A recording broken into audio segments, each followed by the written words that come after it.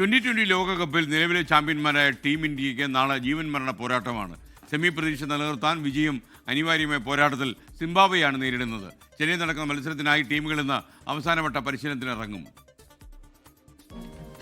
ആത്മവിശ്വാസത്തിന്റെ പരകോടിയിൽ നിന്ന് ഒറ്റ തോൽവി ടീം ഇന്ത്യയെ എത്തിച്ചത് അനിശ്ചിതത്വത്തിന്റെ പാതാളത്തിൽ.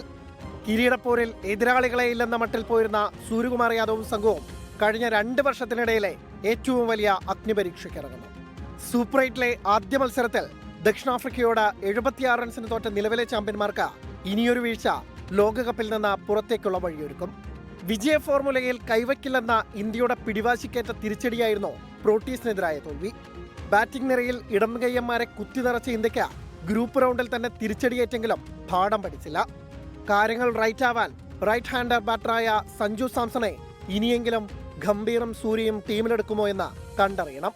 ടീമിന്റെ വൈസ് ക്യാപ്റ്റനും കഴിഞ്ഞ ലോകകപ്പ് വിജയത്തിലെ നിർണായക കണ്ണിയുമായ അക്സർ പട്ടേലിനെ ഇനിയും പുറത്തിരുത്തുമോ എന്നതിലും ആകാംക്ഷ. ഗ്രൂപ്പ് റൗണ്ടിൽ ഓസ്ട്രേലിയയെയും ശ്രീലങ്കയെയും അട്ടിമറിച്ചെത്തിയ സിംബാബ്വേക്ക് പക്ഷേ വിൻഡീസിനോട് അടിതെറ്റി. 107 റൺസിന് തോറ്റ സിംബാബ്വേക്കും സെമി പ്രതീക്ഷ കടലാസിലെങ്കിലും നിലനിർത്താൻ ജയം വേണം. Sports desk 24. ലോകത്തെവിടെയായാലും ഏത് സമയത്തും 24 വാർത്തകളും ഓഗ്മെന്റഡ് റിയാലിറ്റി പാക്കേജുകളും എക്സ്പ്ലെയിനറുകളും വിശദമായി കാണാൻ ഞങ്ങളുടെ യൂട്യൂബ് ചാനൽ നിങ്ങൾക്ക് സബ്സ്ക്രൈബ് ചെയ്യാം.